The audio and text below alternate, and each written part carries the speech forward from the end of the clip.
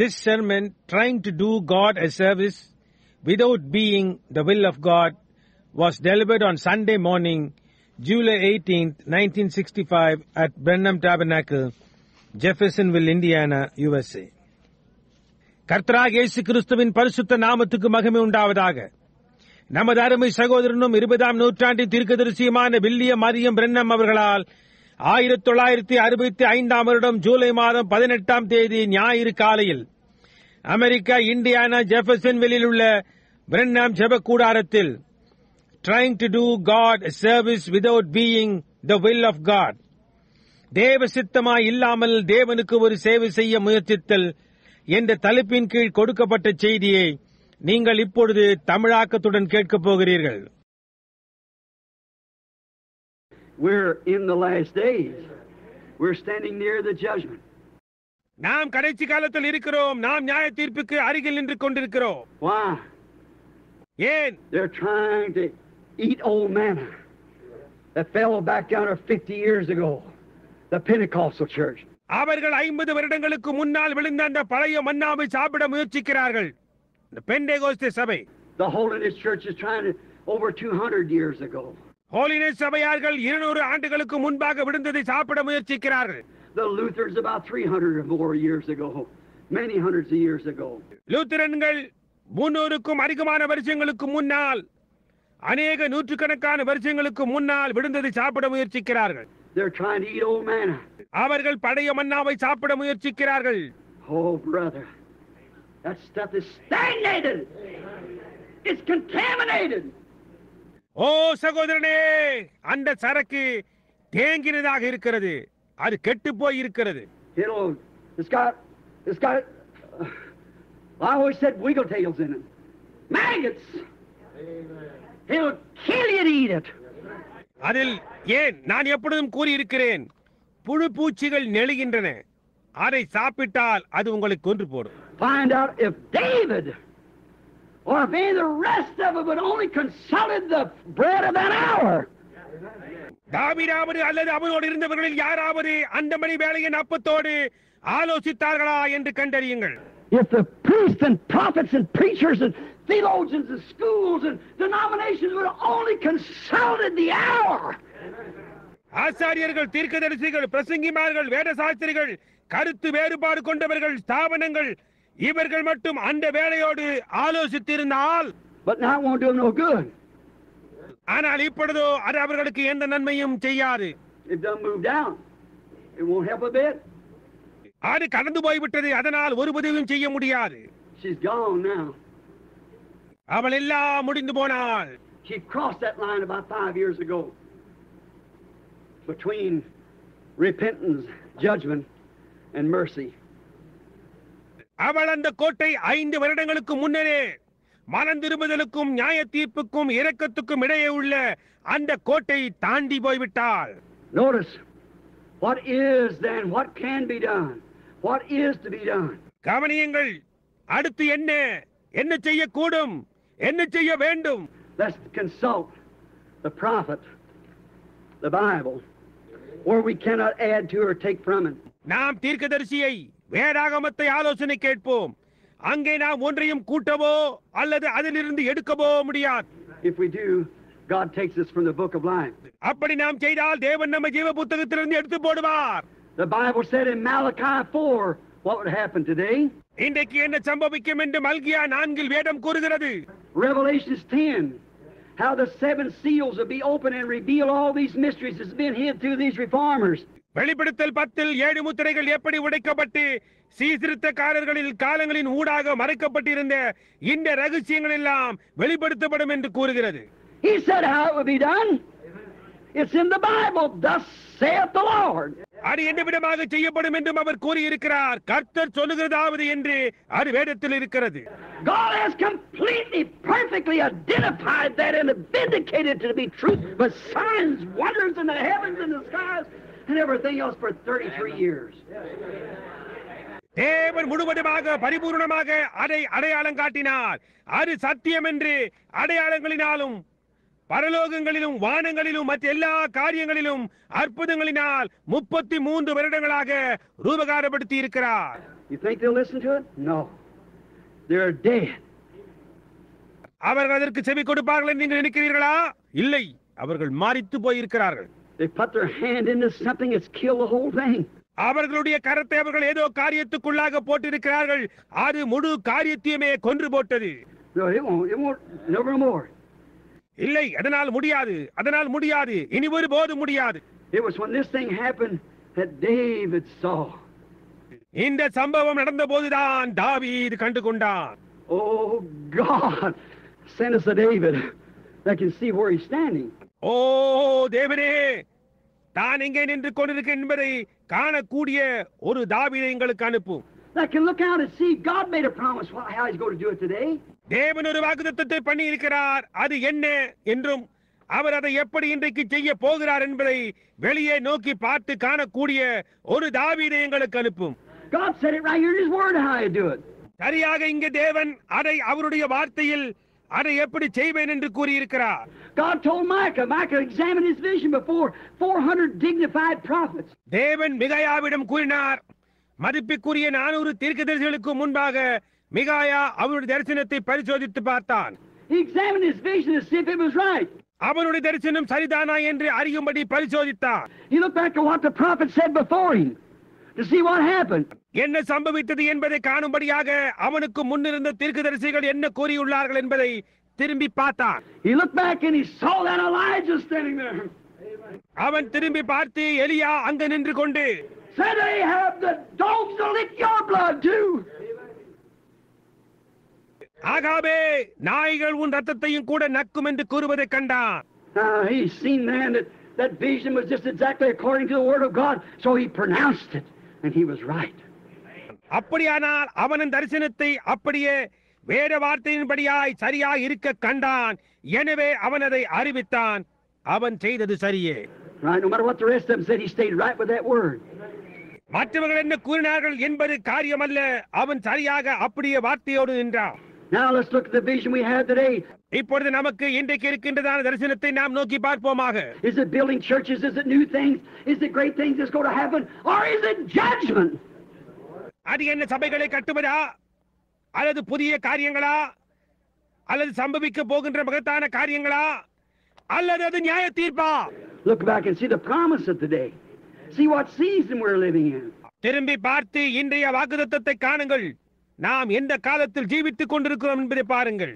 You say, well, bless God, brother, I'm sincere. I joined church. I got my bachelor's, Lord, I did this. நல்லது, தேவன் ஆசீர்வதிக்கப்படுவாராக. சகோதரனே, நான் உத்தமமாய் இருக்கிறேன். நான் சபையை சேர்ந்து கொண்டேன். நான் என்னுடைய BA பட்டத்தை பெற்று விட்டேன். நான் இதை செய்து விட்டேன் என்று நீங்கள் கூறலாம். That's all right. That's fine. Nothing against it. அதெல்லாம் சரிதான். அதெல்லாம் அருமையாய் இருக்கிறது. அதற்கு எதிராக ஒன்றுமே இல்லை. So had David. So had the priests of that day. So had the theologians. But it was contrary to the word. அதையேதான் தாவீது உடையவனாய் இருந்தான். அந்த நாளின் ஆசாரியர்களும் அதையேதான் உடையவளாய் இருந்தார்கள். அந்த நாளின் வேத சாஸ்திரிகளும் அதையேதான் உடையவளாய் இருந்தார்கள். ஆனால் அது வார்த்தைக்கு முரணாய் இருந்தது. God said how he would do it today. How he would store all things. What he would do again. அவர் அதை இன்றைக்கு எப்படி செய்வார் என்றும், அவர் எப்படி எல்லா காரியங்களையும் திரும்ப அளிப்பார் என்றும், மீண்டுமாய் அவர் என்ன செய்வார் என்பதையும் தேவன் கூறியிருக்கிறார். He promised to restore. That's exactly right in Joel 2:28. He promised he would restore. திரும்ப அளிப்பதாக அவர் வாக்களித்திருக்கிறார். அது முற்றிலுமாக சரியே. யோவேல் 2:28 நான் திரும்ப அளிப்பேன் என்று அவர் வாக்களித்திருக்கிறார். I will restore, saith the Lord, all the years that the cankerworms eat. பச்சை கிளிகள் பட்சித்த வருஷங்களின் விளைவை உங்களுக்கு நான் திரும்ப அளிப்பேன் என்று கர்த்தர் உரைக்கிறார். They got to see that's the same worm. It's in a different stage of life. பாருங்கள், அதே புழுதான் ஜீவியத்தின் வித்தியாசமான கட்டங்களில் வருகிறது. And when Catholicism started eating, then Luther and Methodists and Pentecostals and all down. Catholicism அதை தின்ன துவங்கின. பின்னர் லூத்தரன்கள், மெத்தடிஸ்டுகள், பெந்தேகோஸ்துகள் எல்லாம் கடைசி வரை தின்றன. He said, I will restore everything back to a church exactly like that was at the first place. நான் அவைகள் எல்லாவற்றையும் சபைக்கு திரும்ப அளிப்பேன். முதல் ஸ்தானத்தில் எப்படி இருந்ததோ சரியாக அதை போன்றதொன்றை அளிப்பேன் என்று அவர் கூறினார். What's the vision the other night? Exactly the same bride come this side, come this side. அன்றிரவின் தரிசனத்தை நன்றாக கவனியுங்கள். சரியாக அதே மணவாட்டி இந்த பக்கமாக வருகிறாள், இந்த பக்கமாக வருகிறாள். After that, prostitutes passed with their gowns on their no things up this way and dancing by rock and roll and calling themselves a church. அந்த விபச்சாரிகள் அவர்களுடைய பாவாடைகளை அணிந்து கொண்டு அவர்களுடைய பழைய காரியங்கள் எல்லாம் மேலாக இந்த பக்கமாக இருக்க ராக் அண்ட் ரோல் நடனம் ஆடிக்கொண்டு தங்களை சபை என்று அழைத்துக் கொண்டு அவள் கடந்து போன பிறகு மணவாட்டி வந்தாள். You say, well, we don't do that. That's the way God sees you. நீங்கள் சொல்லலாம், நாங்கள் அதை செய்வதில்லை என்று. ஆனால் அந்த விதமாகத்தான் தேவன் உங்களை காண்கிறார். And what you see your own self is the way God sees you. உங்களுடைய சொந்த வழியில் நீங்கள் அதை காண்கிறது போல அல்ல, தேவன் உங்களை காண்கிற விதத்தில் அது இருக்கிறது. No man sees himself wrong. எந்த மனிதனும் தன்னை தவறாக காண்பதில்லையே. When you look in the mirror of God's word, it tells you whether you're wrong or not. தேவனுடைய வார்த்தையாகிய கண்ணாடியில் நீங்கள் பார்க்கும்போது நீங்கள் தவறாக அல்லது சரியாக இருக்கிறீர்களா என்பது உங்களுக்கு அது கூறும். If David would have done that, he'd seen he is wrong. தாவீது அதை செய்திருந்தானேயானால் தான் தவறு என்பதை அவன் பார்த்திருப்பான். If Ahab would have done that, or them prophets would have done that, they'd seen themselves wrong. ஆகாவது செய்திருந்தால் அல்லது அந்த தீர்க்கதரிசிகள் அதை செய்திருந்தால் அவர்கள் தவறு என்பதை அவர்கள் கண்டிருப்பார்கள். A vindicated prophet said Ahab will die and the dogs will lick his blood. ஒரு ரூபகாரப்படுத்தப்பட்ட தீர்க்கதரிசி கூறுகிறார், ஆகாப் மரித்து போய் நாய்களுடைய இரத்தத்தை நக்கும் என்று. And his prophecy was exactly with it. Then he knew he was right. அவனுடைய தீர்க்கதரிசனம் சரியாய் அதனோடு இருந்தது. அப்பொழுது அவன் சரிதான் என்பதை அவன் அறிந்து கொண்டான். Even Jehoshaphat should have seen that and noted. யோசபாத்தும் கூட அதை கண்டு அறிந்திருக்க வேண்டும். When Micah saw the vision, he wasn't much with the people in them days, but he had thus saith the Lord. He was right. மிகாயா தரிசனத்தை கண்டபோது அவன் அந்நாட்களில் ஜனங்கள் மத்தியில் அவ்வளவா இருந்ததில்லை. ஆனால் அவனிடத்தில் கர்த்தர் உரைக்கிறதாவது என்பதை அவன் உடையவனாயிருந்தான். அவன் சரியாயிருந்தான். Notice, we're bringing this thing now in this day when we see the great hour that we're coming. நாம் வந்து கொண்டிருக்கின்ற இந்த மகத்தான வேளையை நாம் காண்கையில் நாம் இந்த காரியத்தை இப்பொழுது இந்த நாளில் கொண்டு வருகிறதை கவனியுங்கள். Notice what David is trying to do too. I had a little note here on that. தாவீதும் கூட என்ன செய்ய முயற்சித்துக் கொண்டிருந்தான் என்று கவனியுங்கள். அதை நான் இங்கே ஒரு சிறிய குறிப்பெழுதி வைத்திருக்கிறேன். He was trying to bring the ark to the city of David, his own denomination. உடன்படிக்கை பெட்டியை தாவீதின் நகரத்திற்கு அவனுடைய சொந்த ஸ்தாபனத்திற்கு கொண்டு வர அவன் முயற்சித்துக் கொண்டிருந்தான். Look back kind of when the Lord first spoke down here on the river. அக்கறையை திரும்பி பாருங்கள். முதலாவதாக கர்த்தர் அங்கே நதி என்றை பேசின போது, As John the Baptist is sent to forerun the first coming. முதல் வருகைக்கு யோவான் சானகன் முன்னோடியாய் அனுப்பப்பட்டது போல. Brother, the assemblies couldn't stand for that. Neither did the United, all of them. சகோதரனே, அசெம்பிளிக்காரர்களால் அதை தாங்க முடியவில்லை. ஐக்கிய பெந்தேகோஸ்து சபைகளாலும் கூட மற்றெல்லாராலும் கூட அதை தாங்க முடியவில்லை. They had to have one somewhere. They all had to do it, see? Just exactly. அவர்களில் ஒருவன் எங்கேயாவது அப்படியாக இருந்தாக வேண்டும். அவர்கள் எல்லாரும் அதை செய்தாக வேண்டும். பாருங்கள், சரியாய் அப்படியே. All of them had to bring it to their own house. அவர்கள் எல்லாருக்கும் அதை அவர்களுடைய வீட்டுக்கு கொண்டு வர வேண்டும் என விரும்பினர். Want to bring it to the city of David? Why? There was no place ready for it. தாவீது நகரத்துக்கு அதை கொண்டு வர வேண்டும். ஏன்? அங்கே எந்த ஸ்தலமும் அதற்கு ஆயத்தமாய் இல்லை. And that's the reason you can't bring the message to a denomination. அந்த காரணத்தினால் தான் இந்த செய்தியை உங்களால் எந்த ஸ்தாபனத்துக்குள்ளும் கொண்டு செல்ல முடியாது. The word, the ark, Christ, the same yesterday and forever, and all his identification. வார்த்தை, உடன்படிக்கை பெட்டி, கிறிஸ்து நேற்றும் இன்றும் என்றும் மாறாததாய் இருக்கிறது. அவருடைய எல்லா அடையாளங்களும். You can't bring it to your organization. You'll never believe it because there's no room for it. உங்களால் அதை உங்களுடைய ஸ்தாபனத்துக்கு கொண்டு செல்ல முடியாது. அவர்கள் அதை ஒருபோதும் விசுவாசிக்க மாட்டார்கள். ஏனென்றால் அதற்கு அங்கே இடமே கிடையாது. Don't the Bible say he was outside the church of the Laodicean age trying to get in? Laodicea சபையின் காலத்தில் அவர் சபைக்கு புறம்பாய் இருந்து கொண்டு உள்ளே போக பிரயாசித்துக் கொண்டிருந்தார் என்று வேதாகமம் கூறவில்லையா? There was no place in the city of David, no matter how loyal it was and how great it was and so forth. அங்கே தாவீதின் நகரம் அது எவ்வளவு தான் இசைவானதா இருந்தாலும், எவ்வளவு தான் மகத்தானதா இருந்தாலும், மற்றெல்லாமுமா இருந்தாலும் அக்கறை இல்லை. அங்கே அதற்கு இடமே இல்லை. It still was the place. It was going to be at Jerusalem. That's where it went later when the prophet told him what to do with it. See? இன்னும் அது அதற்கான இடமா இல்லை. அது எருசலேமில் இருக்க போகிறது. அதனோடு அவர்கள் என்ன செய்ய வேண்டும் என்று தீர்க்கதரிசி கூறின பிறகு கடைசியில் அது அங்கேதான் சென்றது. புரிகின்றதா? So David had to bring it to his own city. No place ready for it. எனவே தாவீது அதை அவருடைய சொந்த நகரத்துக்கு கொண்டு வர வேண்டியதா இருந்தது. அதற்காக எந்த ஸ்தலமும் ஆயத்தமா இல்லை. Christ is ours. And they won't receive it. கிறிஸ்துவே நம்முடைய உடன்படிக்கை பெட்டி, அவர்கள் அதை ஏற்றுக்கொள்ள மாட்டார்கள். Christ is the word. They won't receive it. கிறிஸ்து வார்த்தையா இருக்கிறார், அவர்கள் அதை ஏற்றுக்கொள்ள மாட்டார்கள். They want their creed, their denomination, a new ark or a new carrier. அவர்களுக்கு அவருடைய கோட்பாடுகள், அவர்களுடைய ஸ்தாபனமாகிய அல்லது ஒரு புதிய உடன்படிக்கை பெட்டி, ஒரு புதிய வண்டி அவர்களுக்கு வேண்டும். They want the denomination to carry it, a new ark. அவர்களுடைய ஸ்தாபனம் அதை அந்த புதிய உடன்படிக்கை பெட்டியை சுமந்து கொண்டு போக வேண்டும் என்று அவர்கள் விரும்புகின்றனர். Remember, Christ our ark. நினைவிருக்கட்டும், கிறிஸ்துவே நம்முடைய உடன்படிக்கை பெட்டியா இருக்கிறார். You believe Christ is the word? That's the ark then, is that right? All right. கிறிஸ்து தான் வார்த்தை என்று நீங்கள் விசுவாசிக்கிறீர்களா? அப்படியானால் அதுதான் உடன்படிக்கை பெட்டி. அது சரிதானே? சரி. Christ cannot be carried to his correct position by any denominational card. கிறிஸ்துவை அவருடைய சரியான ஸ்தானத்துக்கு எந்த ஸ்தாபன வண்டினாலும் சுமந்து கொண்டு போக முடியாது. He deals with one person and not with a group. He never did deal with a group, one person. அவர் ஒரு தனிப்பட்ட நபரோடு இடைப்படுகிறார், ஒரு கூட்ட ஜனத்தோடு அல்ல. அவர் ஒரு கூட்ட ஜனத்தோடு இடைப்பட்டதே கிடையாது, ஒரு நபரிடம் மட்டுமே. When he said if he did, he contraried his word, Amos 3:7. You can't make it lie.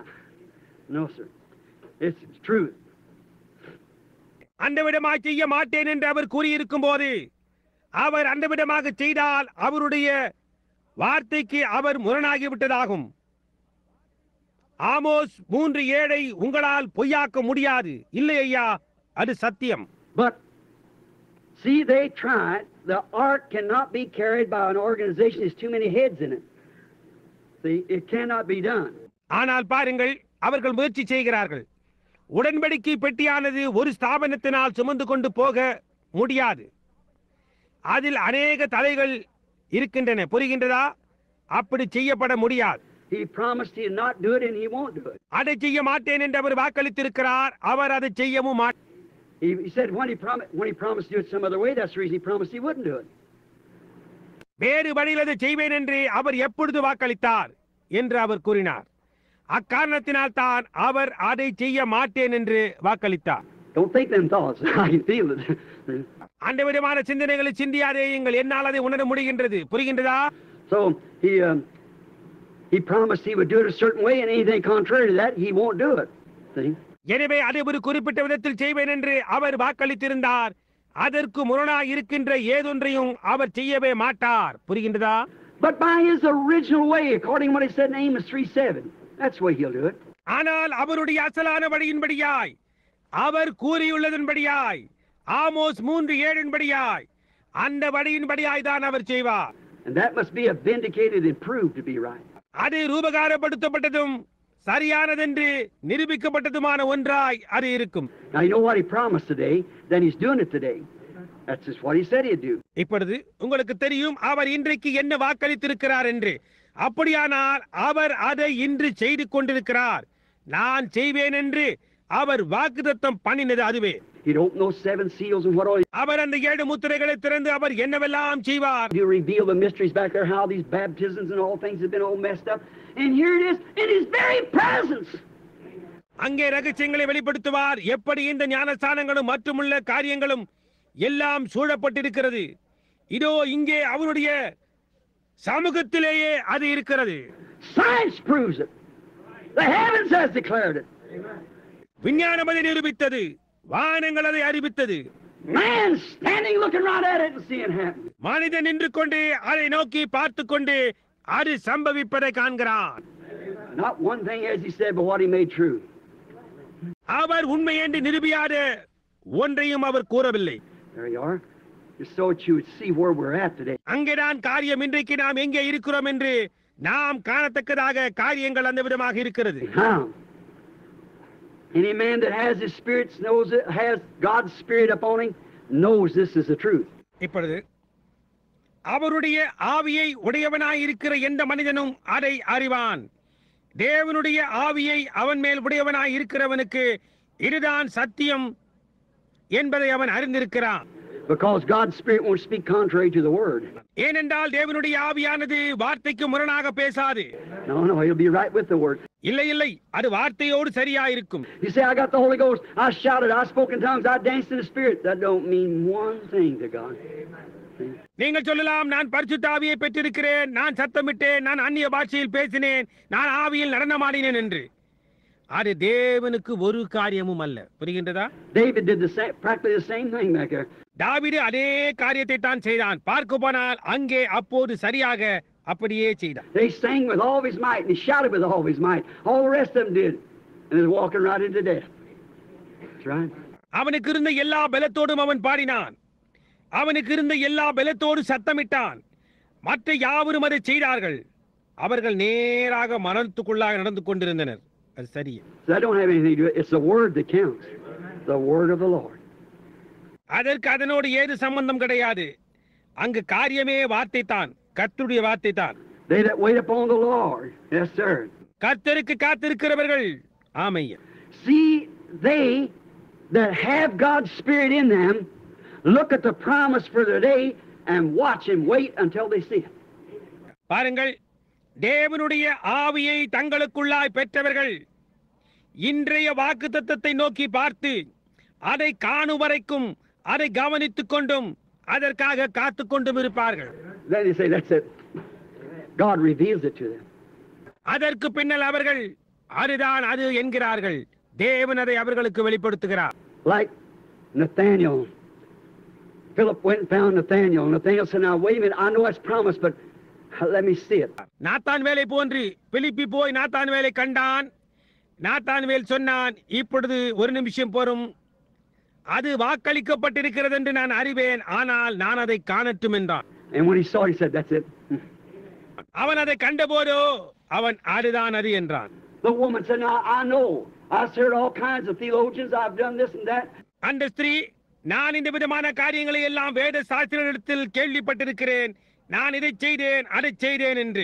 I've read the Bible myself and I know that there's a Messiah coming that will do these things.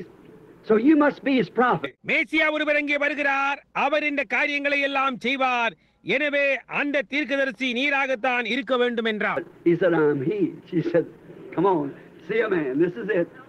அதற்கு அவர், நான் அவரேதான் என்றார்.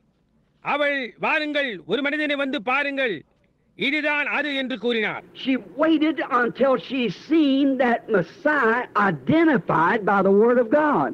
தேவனுடைய வார்த்தையினால் அந்த மேசியா அடையாளம் கண்டு கொள்ளப்படுவதை அவள் காணுமட்டாய் காத்திருந்தார். Then she said, that's what we waited on 400 years. அதற்கு பின்னர் அவள், 400 வருடங்களாக நாங்கள் அதற்கு தான் காத்துக் கொண்டிருந்தோம். We haven't had a prophet or nothing. Here he is. And he himself says that he is he.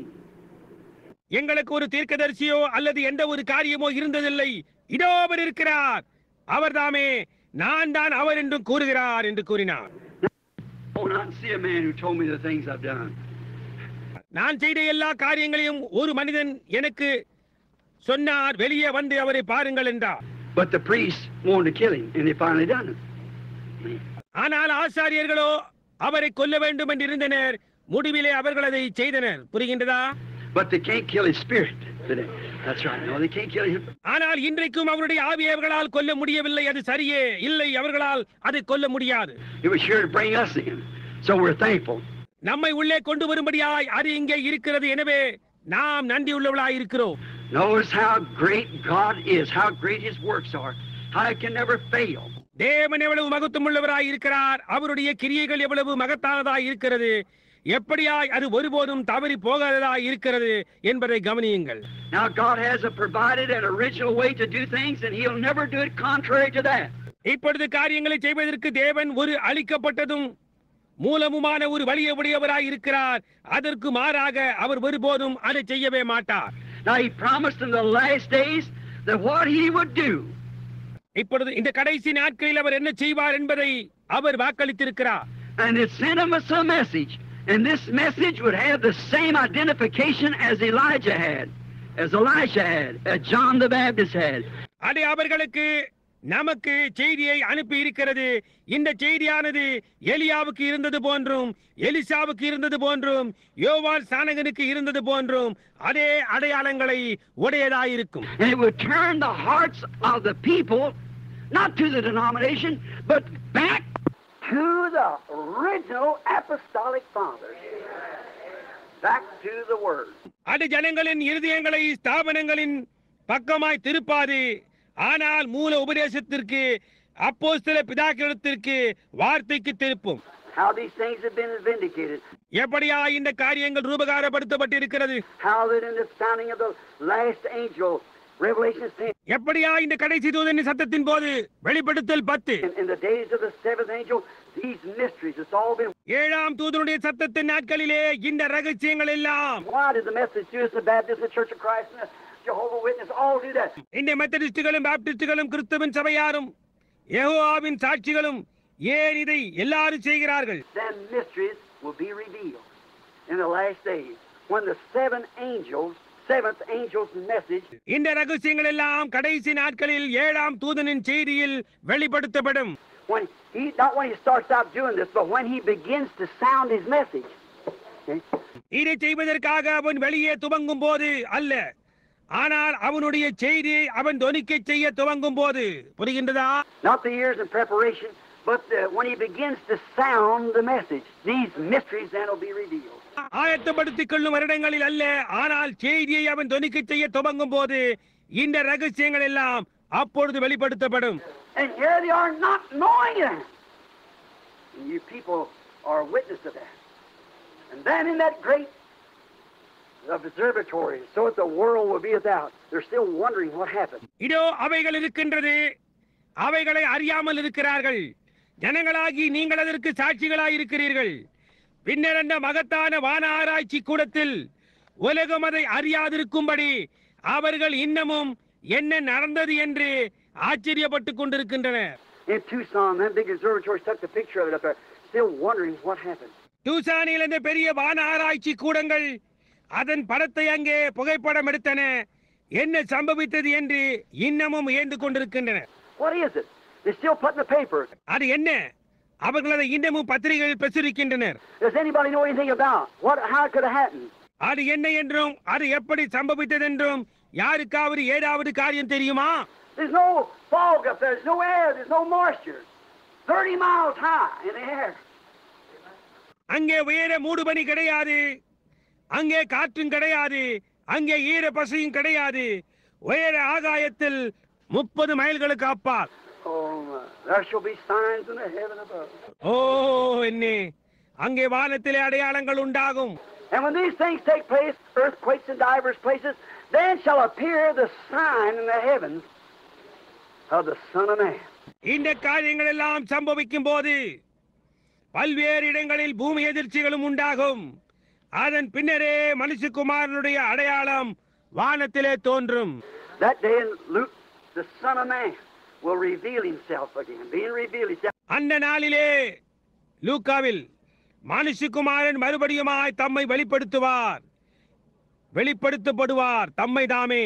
And the world will look like Sodom and Gomorrah. உலகமானது சோதோம் கொமோராவின் நிலைமையில் அப்போது இருக்கும். Oh, my brethren, don't be ignorant of spiritual things, see?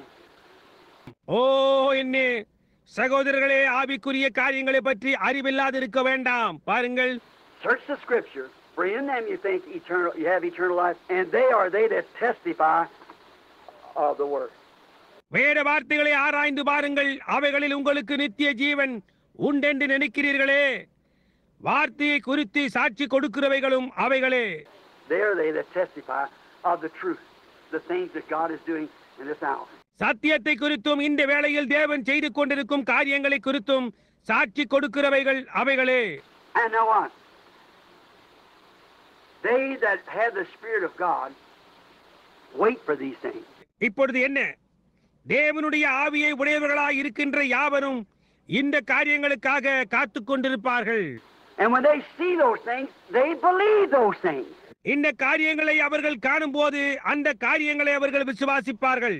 Jesus said, "No man can come to me except my Father draws him." என் பிதா ஒருவனை எடுத்துக் கொள்ளாவிட்டால் அவன் என்னிடத்தில் வர மாட்டான் என்று இயேசுவானவர் கூறியிருக்கிறார். And all that the Father has given me, He is the Word, they will come to me. They will come to me. என் பிதா எனக்கு கொடுத்த யாவும் அவரே வார்த்தையாய் இருக்கிறார். என்னிடத்தில் வரும், அவர்கள் என்னிடத்திற்கு வருவார்கள். I've been pretty rough this morning. இன்று காலையில் நான் சற்று கடூரமாய் பேசினேன். பாருங்கள். They wait on the Lord, waiting. அவர்கள் கர்த்தரிடத்தில் காத்திருக்கிறார்கள், காத்துக் கொண்டிருக்கிறார்கள். And when they do, and they see that promise of the day being vindicated, it renews their faith in His Word. அவர்கள் அப்படி செய்யும் போது அந்த இன்றைய வாக்குத்தத்தம் ரூபகாரப்படுத்தப்படுகிறதை அவர்கள் காண்கிறார்கள். அது வார்த்தையில் உள்ள அவர்களுடைய விசுவாசத்தை புதுப்பிக்கிறது. Because He promised to do it, and here He is doing it. Then there's no doubt.